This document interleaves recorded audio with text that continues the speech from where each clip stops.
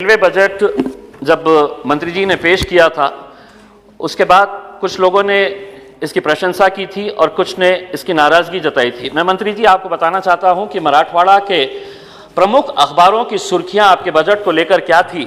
तो एक बड़ा अखबार है, उसने लिखा था रेल्वेच्या अर्थसंकल्पाकडून निराशा। दूसरी हेडलाइन थी मराठवाड्यातील महत्त्वाच्या प्रकल्पांना ठेंगा, यानी कि मराठी के अंदर ये बताया गया है कि मराठवाड़ा के जो प्रमुख जितने भी प्रोजेक्ट्स हैं उसको ठेंगा दिया गया है करके ये बड़े बड़े अखबारों की सुर्खियां थी। उसी दिन साउथ सेंट्रल रेलवे के अधिकारियों ने बड़ी खुशी जाहिर की थी और ये कहा था कि साउथ सेंट्रल रेलवे को बहुत पैसा दिया गया है। मंत्री जी, मैं ये मानता हूं कि आपने बिल्कुल बहुत ज़्यादा पैसा दिया था। आपने साउथ सेंट्रल रेलवे को इस बजट के दौरान 6,798 करोड़ रुपये दिए, लेकिन हमारे हिस्से में क्या आया है मंत्री जी, अगर मैं आंकड़े आपको बताऊंगा तो आप भी हैरान हो जाएंगे और शायद आप भी अपने रेलवे के अधिकारियों से ये पूछेंगे कि ये जो सांसद ने ये जो आंकड़े बताया है कि यह सही है कि नांदेड़ डिवीजन जो second highest profit making division है साउथ सेंट्रल रेलवे का, उसको महज कितना पैसा दिया गया है। तो 98 करोड़ 75 लाख एंड 2,000 रुपीस। मैं एक बार फिर से दोहरा रहा हूं मंत्री जी कि शायद आपको भी यकीन नहीं होगा, क्योंकि मुझे भी यकीन नहीं हो रहा था जब मुझे यह बताया गया था कि 98 crore rupees 75 lakh and 2,000 rupees सिर्फ नांदेड़ डिवीजन को दिया गया है। और ये कितना होता है टोटल बजट का? Less than 2%, and to be specific 1.45% आपका जो साउथ सेंट्रल रेलवे को बजट दिया गया है उसमें से महज 2% से भी कम पैसा नांदेड़ डिवीजन को दिया गया है। अध्यक्ष महोदय, परभनी मनमाड़ ये इतना बड़ा इंपॉर्टेंट हमारे लिए, इस पूरे मराठवाड़ा क्षेत्र के लिए, इसकी डबल लाइन के लिए न जाने कितने सालों से हम कोशिश कर रहे हैं। 2013-14 के अंदर रेलवे के ब्लू बुक के अंदर इसको इंक्लूड किया गया था। अब पता चल रहा है 2018 के अंदर आरटीआई का एक रिप्लाई के जरिए पता चला है कि इसको हमने शेल्फ कर दिए हैं, जबकि हकीकत यह है कि ये वो सेक्टर है कि जहां पर आपको 2.5% का प्रॉफिट मिलता है रेलवेज का। आरओआर इसका अगर प्रॉफिट में पॉजिटिव के अंदर भी होने के बावजूद भी ये डबल लाइन हमको क्यों नहीं दी जा रही है, हमें आज तक समझ में नहीं आ रहा है। इस बजट के अंदर हमें बड़ी उम्मीद थी कि ये हमें इसका कहीं ना कहीं से कुछ ना कुछ तो बजट आप देंगे करके। दूसरी बात यह है कि आप ये दावा करते हैं कि आपकी सरकार जब से आई है हजारों किलोमीटर लाइन नई बिछाई जा रही है। औरंगाबाद से 40 गांव महज 88 किलोमीटर्स का है। आप अगर अखबारों की सुर्खियां अगर उठाकर देखेंगे, निवेदन अगर आपके रेलवे अधिकारियों से पूछेंगे कि कितने सालों से ये कोशिश की जा रही है, महज 88 किलोमीटर्स अगर औरंगाबाद और 40 गांव की अगर लाइन बनाई जाती है तो आज औरंगाबाद के अंदर डीएमआईसी आ रहा है, दिल्ली मुंबई इंडस्ट्रियल कॉरिडोर, समृद्धि लाइन वहां से गुजर रही है, ड्राई पोर्ट जालना के अंदर आ रहा है। तो फ्रीट का कितना बड़ा आपको एक बिजनेस वहां से मिलने वाला है, लेकिन 88 किलोमीटर महज आप ये लाइन हमको सैंक्शन नहीं कर रहे हैं। तीसरी बात यह है कि हम औरंगाबाद को मॉडल रेलवे स्टेशन के लिए आपने अप्रूव किया था। आज 5 सालों से रेलवे अधिकारी कहते हैं कि अब शुरू होने वाला है, अब टेंडर निकलने वाला है। हम इसका स्टेटस क्या है यह आपसे जानना चाहते हैं।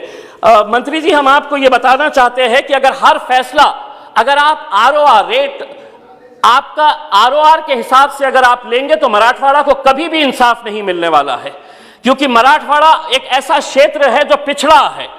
और अगर आप हर चीज अगर फायदे और नुकसान के हिसाब से देखेंगे तो ये पिछड़े एरिया जो है ये कब आगे बढ़ेंगे, कब तरक्की के अंदर आएंगे और कब आपके नारे के अंदर शामिल हो जाएंगे कि हम आपका सबका साथ और सबका विकास कर रहे हैं। एक तो ये है कि औरंगाबाद को नई रेलवे लाइन मिलती नहीं है।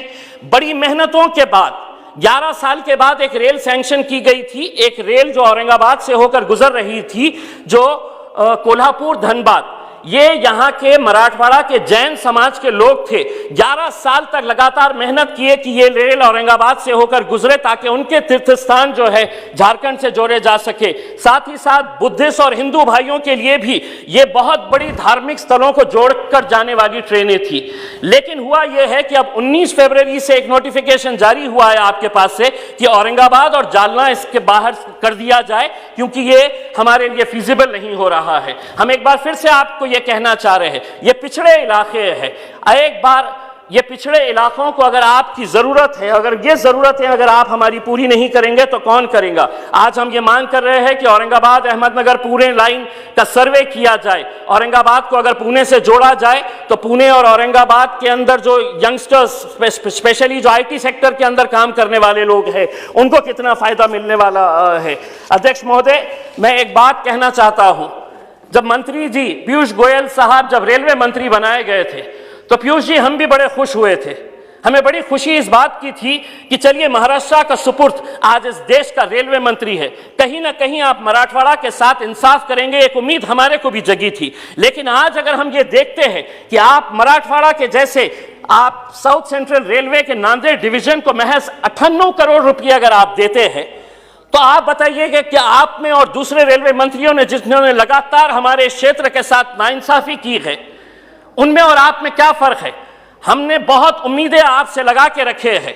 हम तो ये कहते हैं कि पीयूष गोयल जी है तो मुमकिन है, लेकिन ये मुमकिन क्यों नहीं हो रहा है कि आप सबको बांट रहे हैं और हमें नजरअंदाज कर रहे हैं? पीयूष जी, मैं आपसे हाथ जोड़कर विनती करता हूं, बहुत सारे मुद्दे हैं, हमारी बहुत बड़ी बड़ी मांगे नहीं है, लेकिन जो मांगों के लिए पिछले 10, 15, 20 सालों से हम मेहनत कर रहे हैं, रेलवे बोर्ड एक लाइन के अंदर लिख के भेज देता है कि we have shelved this project. क्यों?